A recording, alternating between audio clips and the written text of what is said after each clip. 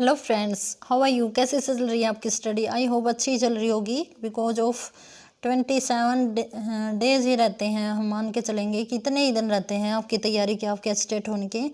तो लगे रहिए। और हम करते हैं आज रॉबर्ट फ्रॉस्ट, जो इक्वल इम्पोर्टेंस रखते हैं हमारे TGT and PGT exam state. और ये क्लास है जो रॉबर्ट फ्रॉस्ट हैं वो इक्वल इम्पोर्टेंस रखते हैं किसी भी स्टेट के टेट के लिए, केवीएस, आरवीएस, D++B के लिए। तो हम करते हैं गाइस, लेट्स सी। सबसे पहले हम बात करते हैं रॉबर्ट फ्रॉस्ट कहाँ से बिलोंग करते हैं। तो ये अमेरिकन पोइट रहते हैं हमारे गाइस, बेसिकली बिलोंग करते हैं अमेरिका से ही। तो हम बात करते हैं क्या है ये। तो इनका पूरा नाम है रॉबर्ट ली फ्रॉस्ट। कई बार पूछ लिया जाता है ये क्वेश्चन कि इनका फुल नेम क्या है। तो रॉबर्ट ली फ्रॉस्ट इनका फुल नेम है। जो कब बोर्न हुए थे, 1874 में इनका बर्थ हुआ था एंड डाइड इन 1963 में इनकी डेथ हुई थी। He is the only American poet who was awarded Pulitzer prize for poetry 4 times.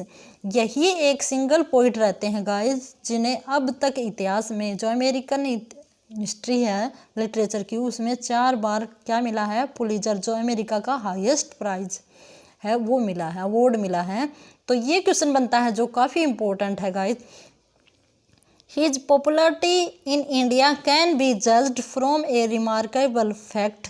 इनकी जो इंडिया में पॉपुलैरिटी कैसी हुई उसका एक फैक्ट बताता है गाइज कि कैसे इनको इंडिया में इतनी ज़्यादा पॉपुलैरिटी और प्रेम मिला लोगों का।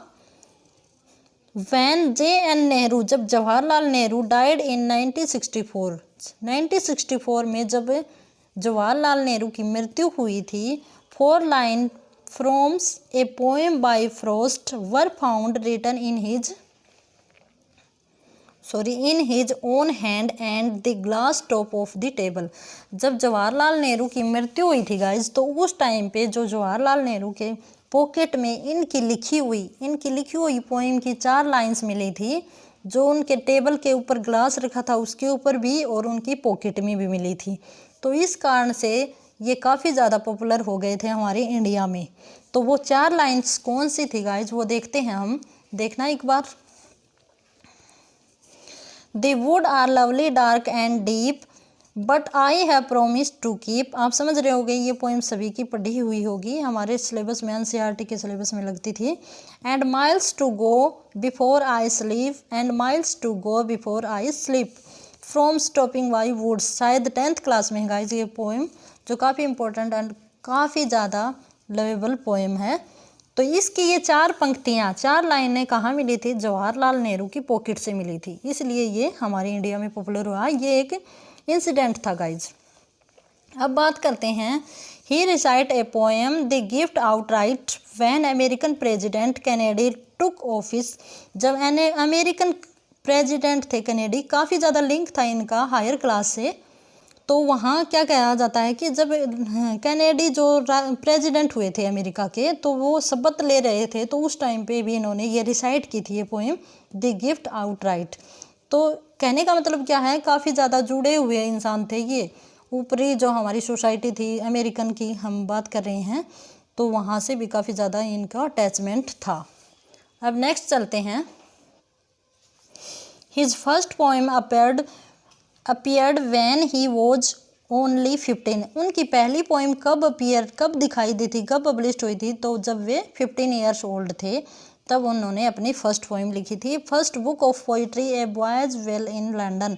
क्या कहा जाता है कि इनकी पोइट्री की पहली बुक थी, वो कब पब्लिश हुई थी, 1913 में इनकी पब्लिश हुई थी, जो क्या था, पोएम्स का कलेक्शन था। बुक थी ये पोइट्री की और ये क्या था, कलेक्शन था। नाम क्या था, a boys will in London, north of Boston in London. ये इनके अनदर पोइम रहते हैं, सॉरी गाइज। अब बात करते हैं हम इम्पोर्टेंट वर्क्स की। कलेक्शन, ये सारे जो मैंने यहाँ लिखे हुए हैं ना गाइज, ये सारे इनके क्या थे, कलेक्शन थे पोएम्स के। तो collection of his poems A boys well, जो हमने ऊपर भी रीड कर लिया है, जो कब पब्लिश हुआ था, 1913 में। और नॉर्थ ऑफ बोस्टन, ये भी हमने रीड किया हुआ है, 1914 में, जो क्या था, लंदन में पब्लिश। इनकी जो फर्स्ट पोइट्री कलेक्शन था ना गाइज, वो लंदन में पब्लिश हुआ था अमेरिका से पहले, ये बात आप ध्यान रखना। Now next, mountain interval 1916, new Hampshire 1928 क्या था इसके ऊपर, जो ये इनकी पोइट्री है इसके ऊपर क्या मिला था इनको, पुलित्जर प्राइज मिला था। वेस्ट रनिंग ब्रुक, ये इनके अनदर इम्पोर्टेंट पोएम रहती है, 1928 में पब्लिश हुई थी।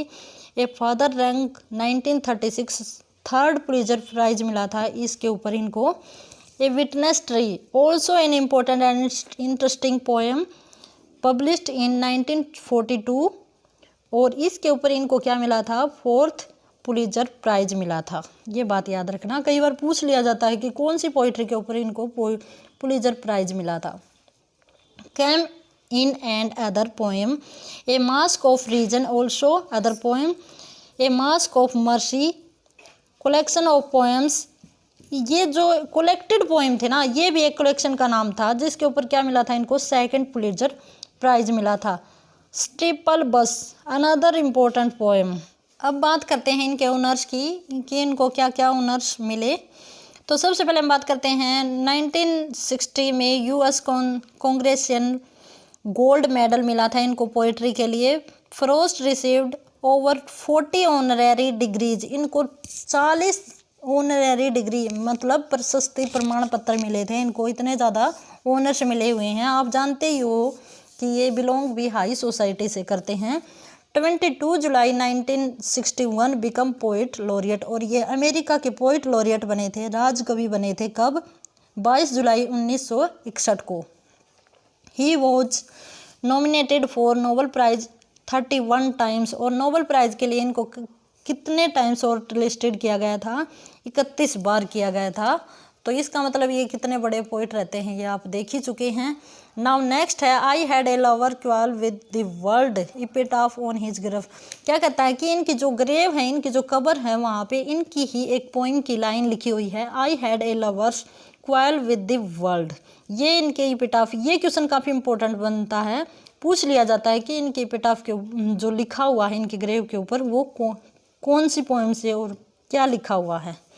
The lesson for today is written on his tomb, और इनका जो टम्ब है, जो कब्र है, जो एपिटाफ तो होता है जो सामने दूर से ही दिखाई देता है, और जो कब्र है, टम्ब है होता है वो मकबरा होता है जहाँ वो दफनाया जाता है जिस टम्ब में। तो उसके ऊपर क्या लिखा है, द लेसन फॉर टुडे, ये इनका लिखा हुआ है। Now next is the gift outright, ये वो पोइम है जो इन्होंने प्रेसिडेंट के सामने रिसाइट की थी, तो ये याद रखना, ए ग्रेट पैट्रियोटिक पोइम है ये। The earth is the right place for love, ये इन्होंने इनकी कोटेशन है जो बिर्च इनकी पोएम थी उससे लिया गया है कि अर्थ है वो राइट प्लेस है for love. Trilling called him a poet of terror, Trilling क्या कहता है उनको, पोइट ऑफ टेरर करता है। Robert Frost home burial an essay on Frost by R Jarrell, क्या कहता है कि ये इनके द्वारा लिखा गया ऐसे है, किसके बारे में लिखा गया है, रॉबर्ट फ्रॉस्ट के बारे में लिखा गया है। The road not taken. Next another poem.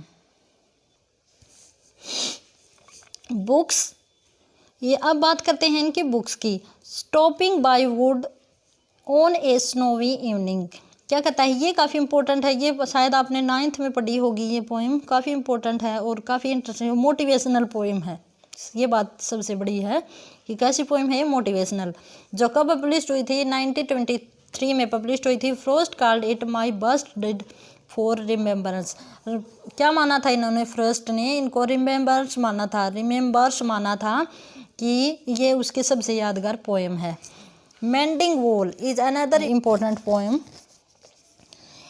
इसमें क्या कहता है, second collection of his poems, ये क्या है, सेकंड कलेक्शन ऑफ पोएम्स से लिया गया है। A wall between his and his neighbour he want to drop this wall made by stone, क्या कहता है कि एक पड़ोसी और दूसरे पड़ोसी के बीच में जो स्टोन से बनी हुई दीवार है उसको ये गिराना चाहता है। ये चाहे आप मन की दीवार लगा लो या फिर स्टोन की लगा लो, जो फ्रॉस्ट है वो क्या कहता है कि जो बीच में दीवार आ जाती है मनों के बीच में, उसको क्या करना चाहता है, वो गिराना चाहता है। पोइम है, अब उन्होंने पोइम्स के नेम लिखे हैं, जो हमने पीछे पढ़े थे वे थे कलेक्शंस। अब हम बात करेंगे पोइम्स की। तो Birches is his most important poem published in 1960 is about nature, किसके बारे में है ये, नेचर के बारे में है, ट्री के बारे में। He recalls his childhood days when he play with these trees. वो अपने चाइल्डहुड के डेज को याद करता है और कहता है कि वो पेड़ों के साथ खेलता था। After Apple picking is another important poem. ये भी शायद 9th 8th के सिलेबस में लगी हुई है guys. He picking apple to the whole day but no he is drawing off. Stopping by wood another important poem. My butterfly published in 1894 an elegy. क्या है ये? इनकी एलजी है। सोल्ड इन, क्या कहता है कि ये बेची थी इन्होंने अपनी पोएम। कितने में बेची थी? $15 में बेची थी ये पोएम इन्होंने। क्योंकि जो पोइट्री है या फिर कोई राइटर हैं, वो कई राइटर ऐसे हैं जो अपने शौक के लिए लिखते हैं, लेकिन कई ऐसे हैं जो प्रोफेशनल लिखते हैं। Home burial the code. Next इनकी जो पोएम्स हैं वो हैं home burial the code, the mountain, fire and ice. 10th class में है ये पोएम। काफ़ी इंपॉर्टेंट, इंटरेस्टिंग और मोटिवेशनल पोएम है, मैं तो यही कहूँगी। He will and the desire and hate in deep meaning. क्या कहता है कि वो क्या करता है? एंड करना चाहता है। किस किस का एंड करना चाहता है? डिजायर और हेट का वो एंड करना चाहता है। Out out the oven bird, ये इनके अदर इम्पोर्टेंट पोएम है। Now next is tree at my window, 2 terms in a mud, the most of it came in the gift outright। वही पोइम है जो इन्होंने प्रेसिडेंट के सामने रिसाइट की थी। और है डायरेक्टिव, स्केप्टिक और इथरलाइजिंग ए सोल्जर। सोनेट है ऑन ह्यूमनिज्म। किसके ऊपर लिखी गई है ये soldier? On humanism. Ezra Pound was the first American to wrote on review on the work of Frost. और इजरा पॉन्ड है, उन्होंने इनके जो वर्क है उनको क्या किया है? रिव्यू किया है। रिव्यू किया है मीन्स उनके बारे में लिखा है, उनको ट्रांसलेट किया है, उनको अदर अपनी लैंग्वेज में लिखा है। तो वो राइटर कौन से हैं जिन्होंने इनकी पोएम को रिव्यू किया, देखा, उनके बारे में कुछ लिखा? तो वो हैं इजरा पॉन्ड। और इसी के साथ जो हमारा रॉबर्ट फ्रॉस्ट है वो भी कंप्लीट हुआ। आई थिंक गाइज आपके लिए काफ़ी इंपॉर्टेंट और बेनिफिशियल रहेगा आपके एचटेट के एग्ज़ाम के लिए, जो आपको टीजीटी और पीजीटी दोनों में ही काफ़ी ज़्यादा हेल्प करेगा। और इसी के साथ have a good day and best of luck for your HTET exam.